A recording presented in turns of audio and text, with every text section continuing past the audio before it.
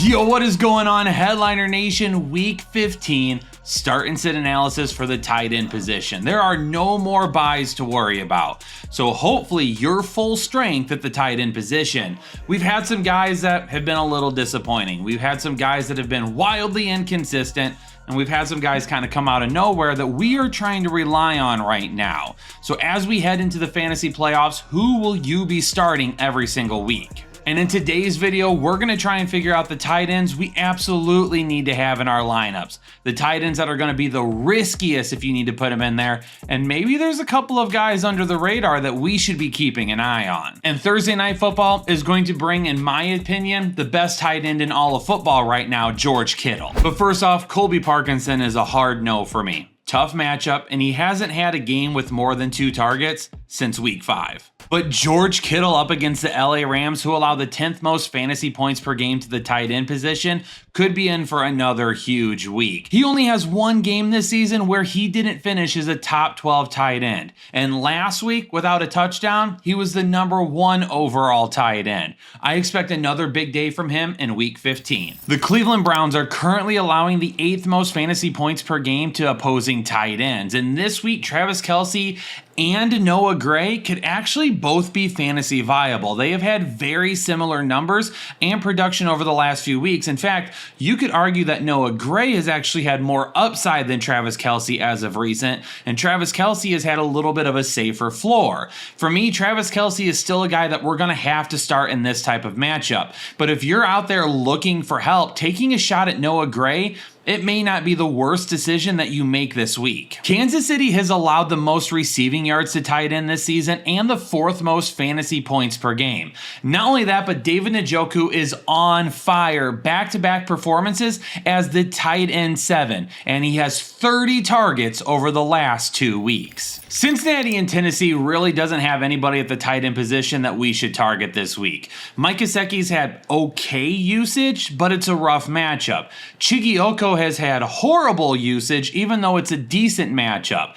For me, in this one, I'm just going to go ahead and stay away from both of these guys, and there might be some other people that I'm going to target instead. I just mentioned Noah Gray, and there'll be somebody else coming up soon. Juwan Johnson and Zach Ertz have been popular streaming options at the tight end position for a majority of the season. And in week 15, people are probably going to be looking their way as well, but unfortunately, they don't have the best matchups in the world. Prior to their bye week, Zach Ertz had 3 straight top 12 performances at the tight end position. However, New Orleans has only allowed 1 receiving touchdown all year to tight ends. So while he might have a decent floor this week, he definitely has a ceiling that may not be attainable. For Juwan Johnson, Washington is allowing the 9th fewest receiving yards to tight ends right now. Plus, we have a little bit of a change up at the quarterback position. Yes, there's not a whole lot of people to throw the ball to in New Orleans right now, but Juwan Johnson has been looked at by Derek Carr. I just don't know if that translates to whoever will be starting this Sunday. Mark Andrews has been a tight end 1 6 of the last 9 weeks and 3 out of the last 4 weeks.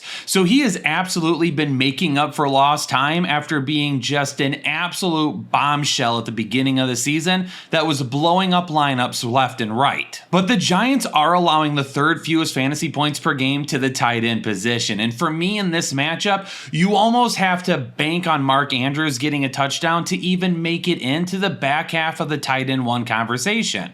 Now, he is being targeted in the red zone, and we know that Baltimore is going to move the football. But if Baltimore doesn't get the ball to him in the end zone, he may not have enough volume to be able to prop up any type of numbers that get him into or close to the top 12. But for Baltimore, they're allowing the 4th most receiving yards to the tight end position. Daniel Bellinger for the Giants this week is a very interesting streaming option. 7 targets last week, he caught 5 of those for 45 yards. And this game will likely be negative game script. And if it is, we could see a few dump-offs to Daniel Bellinger. If you could guarantee me another 7 targets this week against Baltimore, I would tell you he's got top 12 potential. He may have more top 12 potential than Mark Andrews. Jake Ferguson has a nice opportunity to get back on track this week as well. Carolina allows the most fantasy points per game and receiving touchdowns to the tight end position. And last week, Jake Ferguson, coming back from his concussion, had a solid day in terms of targets. 6 total targets, second on the team, and was looked at quite a bit by Cooper Rush. But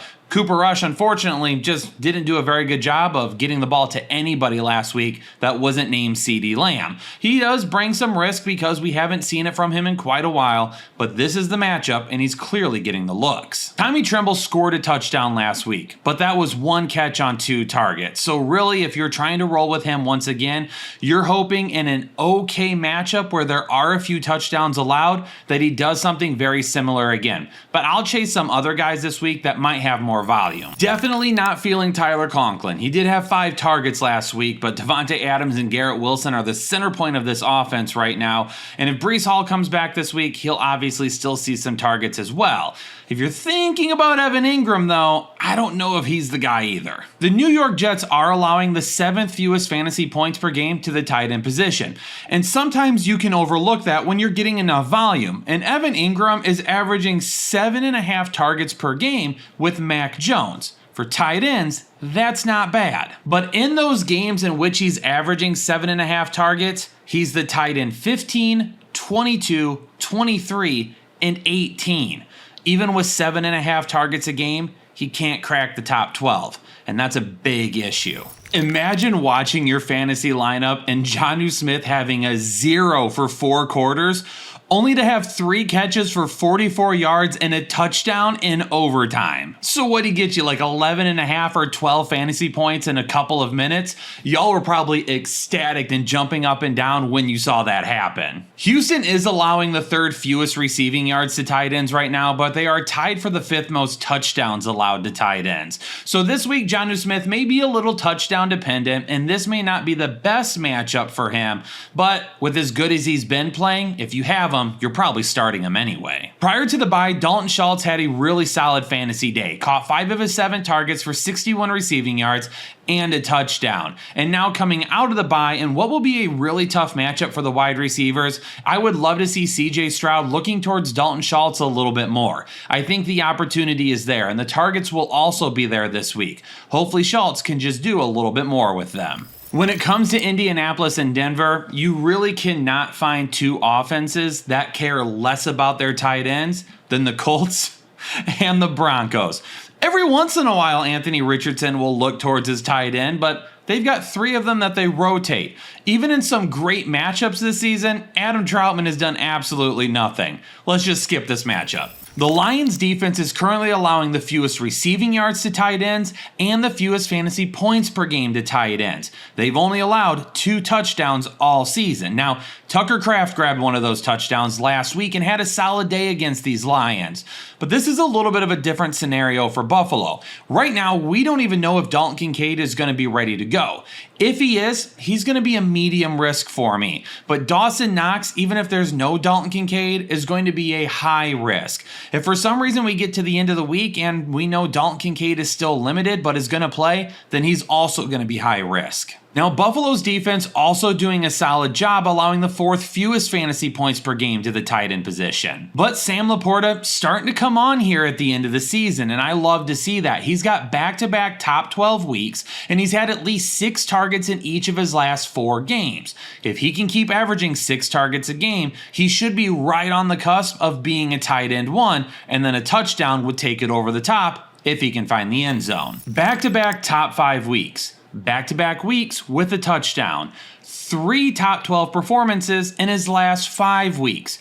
It feels like Pat Freiermuth is coming on, and this would be the perfect time, especially considering the fact that George Pickens is missing. So we'll see if Pat Freiermuth keeps it going. But because his overall body of work this season has been so terrible, I can't go with Pat Freiermuth being a low-risk start. I do think he's a lot better right now than he has been over the course of the season so far, and I definitely would pick him over guys like Evan Ingram and maybe even Jake Ferguson. But when I take a look at what Pat Freiermuth can do, I know scoring a touchdown is in the cards, but will they be looking his way enough? And while Grant Calcaterra is stepping in while Dallas Goedert is on the IR, I really don't know if he's going to be fantasy viable enough down the stretch here. He scored last week, but he's really not seeing a ton of volume. You're going to be running the ball a lot with Saquon Barkley. He's going to have a few targets as well. You're throwing to A.J. Brown and you're throwing to Devontae Smith. So when it comes to Calcaterra, he's a really high-risk, low-floor play, and I really don't like going with that combination in the playoffs. I don't need to say anything in this matchup about Trey McBride. If you own him, you're starting him.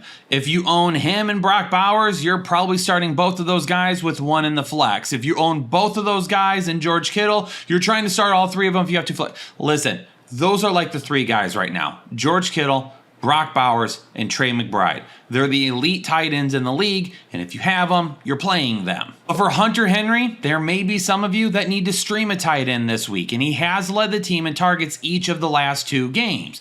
Not the best matchup in the world. They're going to give up some yards to the tight end position, but Arizona does a decent job of not allowing them to score. So really, we would need to see 7+ targets for Hunter Henry this week for him to really reach his fantasy floor to be in your lineup. After 3 down performances, Cade Otton found himself back inside the top 12 tight ends last week. But this matchup with the Los Angeles Chargers may not have that type of ceiling for him. It really just depends how much Baker Mayfield is throwing the ball. The Chargers are allowing the 5th fewest fantasy points per game to tight ends, and they've only allowed 1 receiving touchdown to tight ends all season long. So Cade Otton is much riskier right now than what he was a few weeks ago. And if you're still trying to run him out there, just know while his floor may be like 4 or 5 fantasy points, his ceiling may not be much higher than that right now, especially with Jalen McMillan having 2 touchdowns last weekend and potentially seeing a little bit more volume moving forward. Tampa Bay's defense, however, does have issues stopping the tight end.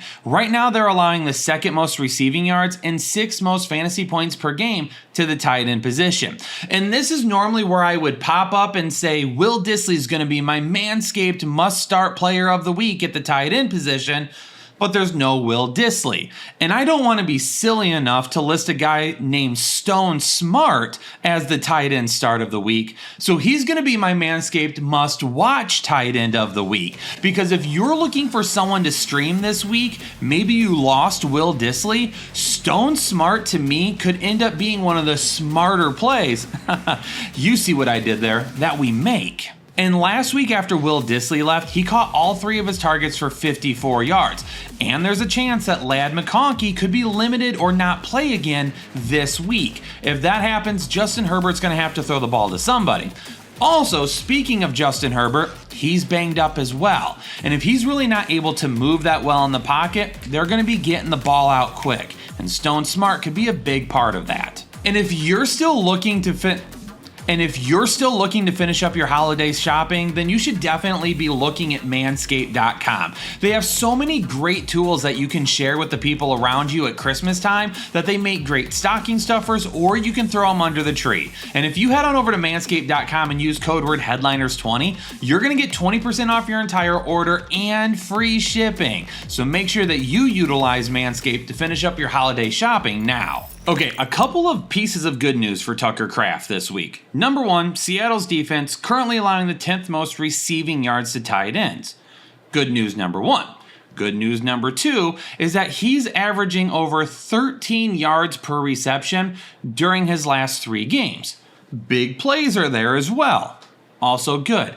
Here's the issue though. Only 11 total receptions over the last 3 games. And a majority of those receptions came in 1 game. We need to get him some more consistent targets. And Romeo Doubs still being in the concussion protocol as of this recording would be good news for Tucker Kraft.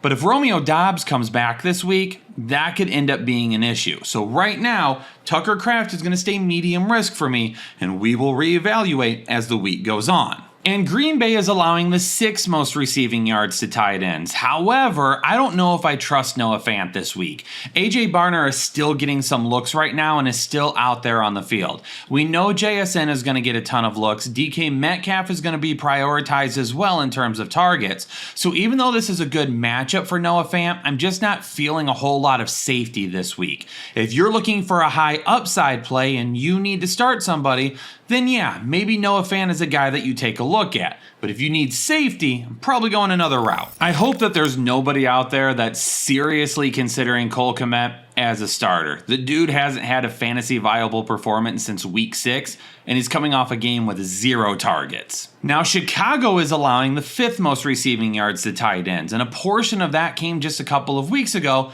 from TJ Hawkinson, who had 114 receiving yards against this same defense. Now, he's been very up and down. And because of that, I've had to put him as a medium risk. He's not nearly as safe as I would like him to be. But if you've been hanging on to him this long and you don't have another top option, we're going to chase these good matchups with our tight ends. The Atlanta and Las Vegas matchup when it comes to tight ends lies on two completely different ends of the spectrum. On this side, you have the Atlanta Falcons and what you shouldn't do with a tight end when you use a top draft pick on them. On this side, the Las Vegas Raiders.